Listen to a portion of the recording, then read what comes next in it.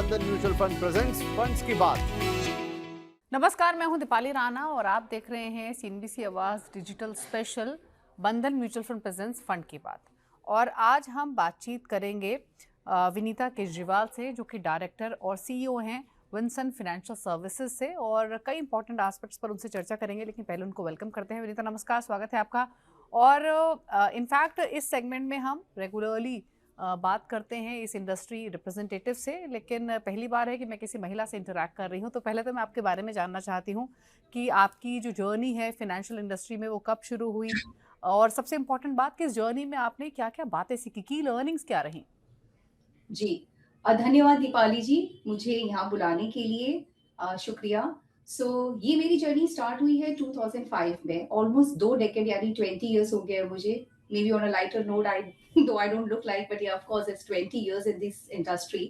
And 20 साल पहले जब मैं 2005 में एचडीएफसी म्यूचुअल फंड में मैंने एज अ सेल्स सपोर्ट जब अपनी जर्नी शुरू की थी, कभी सोचा नहीं था कि 20 साल बाद मैं अपनी कंपनी खुद फॉर्म करूंगी and I will be here. तो जब मैंने वो 2005 में जब मैं जर्नी अपनी स्टार्ट की एचडीएफसी में, so I was a basic sales support में।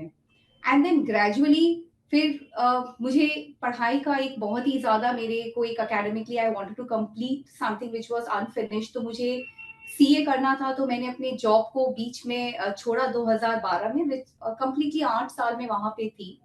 और 2012 में अपनी जॉब को छोड़कर मैंने एक बहुत ही कुशन जॉब को, फिर मैंने सीए कंप्लीट किया। लोग कई बार पढ़ाई कर कर जॉब करते हैं, बट मेरे लिए ये थोड़ा डिफरेंट था थॉट, कि मैंने जॉब छोड़कर पढ़ाई की। पढ़ाई कर कर फिर 2015 में मुझे लगा कि अब क्या करें यहाँ से आगे। तो जो आप इतने साल कुछ किए करके रखते हो, तो आपके अंदर वही एक जुनून रहता है। तो 2015 में मैंने अपनी कंपनी बनाई, विंसन फाइनेंशियल सर्विसेज। फिर 2015 से अभी इट्स ऑलमोस्ट 10 इयर्स, 10 साल हो गया है मुझे।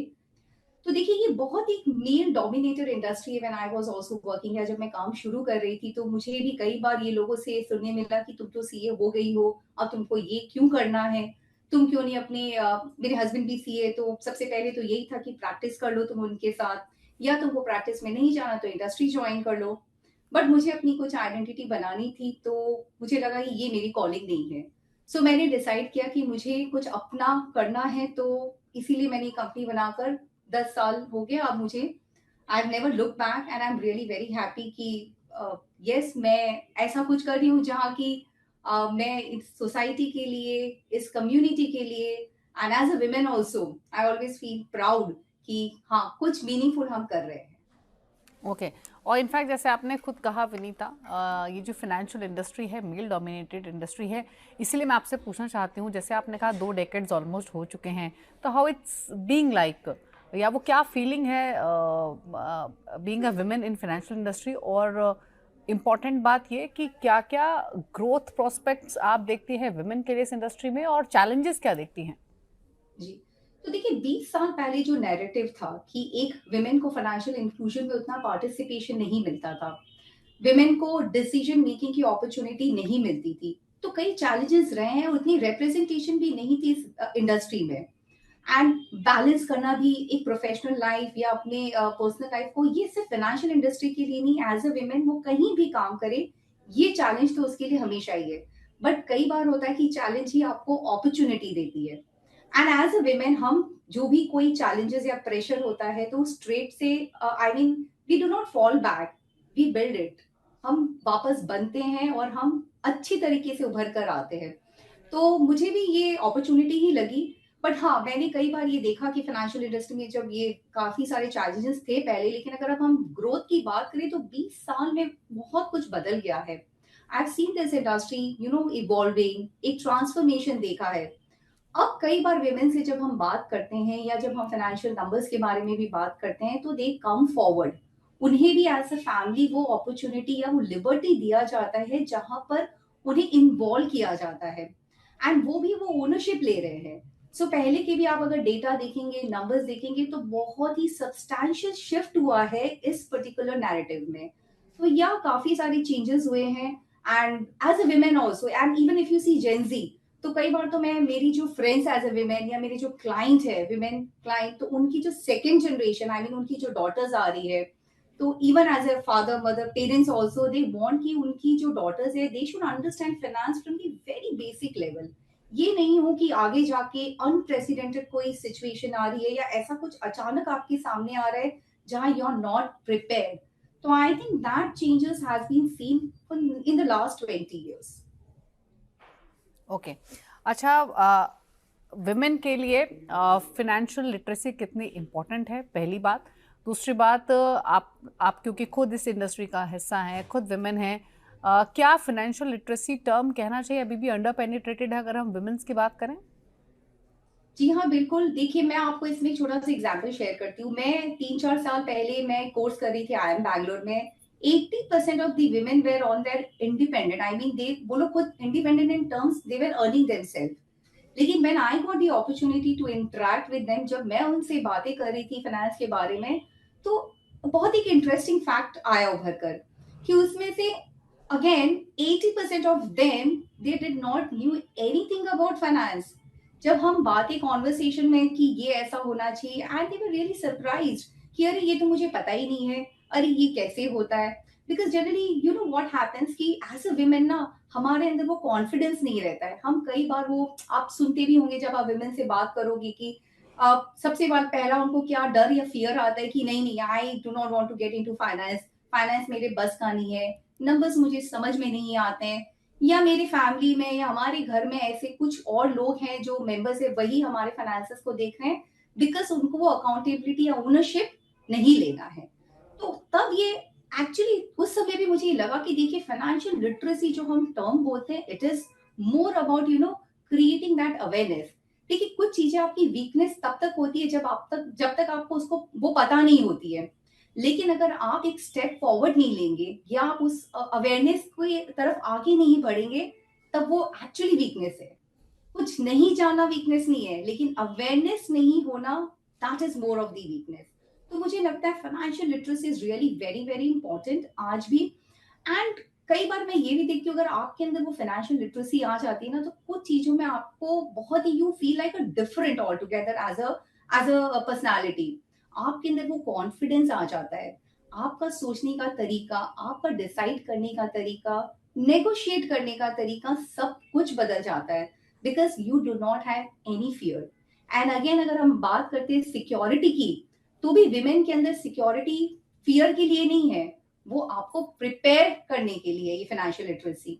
अगर आप पहले से ही प्रिपेयर हो जाएंगे रादर देन कुछ सिचुएशन आपके सामने अचानक आ रही है, अगर उसकी पहले you know you are prepared, you are adaptable, तो आपके लिए वो इजी होगा जब सिचुएशंस आती है। Because again when I interact with so many women, आप सोचिए 20 साल हो गया तो मैं एक रीजनेबल नंबर ऑफ फैमिलीज को केटर करती हूँ, तो वहां now I even meet women also.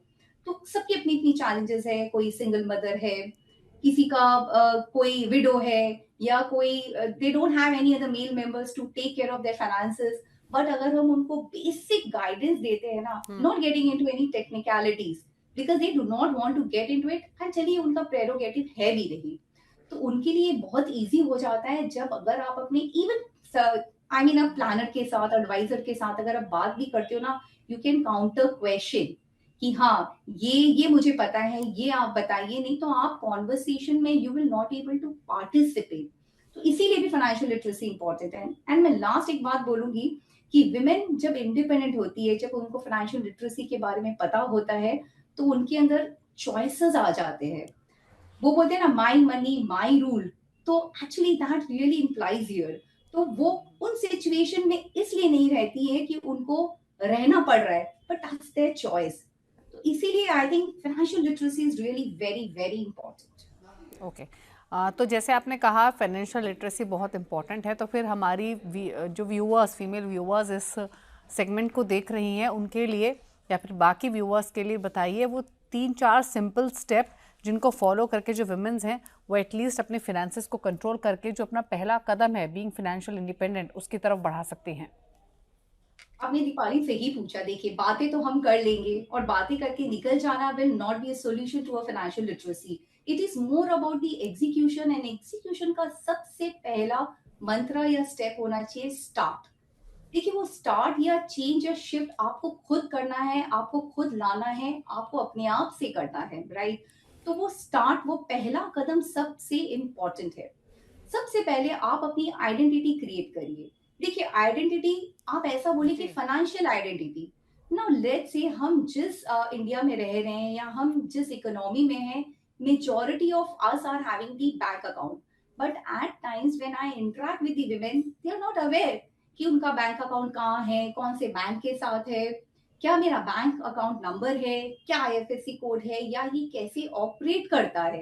ये बहुत सिंपल चीजें हैं, लेकिन आपको ये सारे वेयर अबाउट्स के बारे में एक पता होना चाहिए, जिससे कि कहीं पर भी आपको कहीं पर भी कोई असुविधा या कोई इमरजेंसी ऐसी कुछ आए तो आप प्रिपेयर है। Now second thing, again very doable, कि नो योर नंबर्स। देखिए एज अ विमेन, आप भले ही प्रोफेशन में हो या आप होमप्रेन्योर हो, बट आप कहीं ना कहीं नंबर से खेलते हो। आप अपने घर के बजट को आप देखते हो, आपको अपनी इनकम पता है, एक्सपेंसेस पता है, तो इस तरह से आप थोड़ा अपने आप को और ज्यादा अपग्रेड करिए। अगर आपके लोन चल रहे हैं तो उनके ईएमआई नंबर्स को जानिए। आपकी फैमिली का अगर इंश्योरेंस पॉलिसीज है, चाहे वो मेडिक्लेम हो, टर्म हो, कुछ भी हो, अगर आपको इन डीप नहीं भी जाना है, at least have a note of that, कि आपको कहीं पे कुछ आगे कुछ हो तो आपको ये पता होना चाहिए कि ये सारी चीजें कहाँ हैं, किसके पास हैं और आपको किससे कनेक्ट करना है। And again a very simple thing, कि अगर हम बोले कि आपको कैसे शुरू करनी चाहिए जर्नी, तो सबसे पहले आप अपने लिए इमरजेंसी फंड क्रिएट कर लीजिए। 6 महीने का इमरजेंसी फंड रखिए कि लाइफ में कहीं भी कहीं जी। असुविधा आती है तो आप इस इमरजेंसी फंड को यूज कर सके। I think these are the basic and doable thing जो कि as a women one can do it very easily.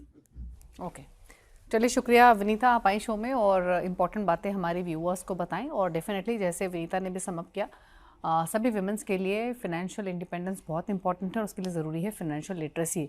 अगर अब तक आपने सेविंग शुरू नहीं की है, इन्वेस्ट करना शुरू नहीं किया है, तो अब से आगे बढ़िए। छोटी छोटी सेविंग से भी आप अपने बड़े गोल्स को पूरा कर सकती हैं। Well thank you. इसी के साथ स्पेशल शो में तो इतना ही। नमस्कार। बंधन म्यूचुअल फंड प्रेजेंट्स फंड्स की बात।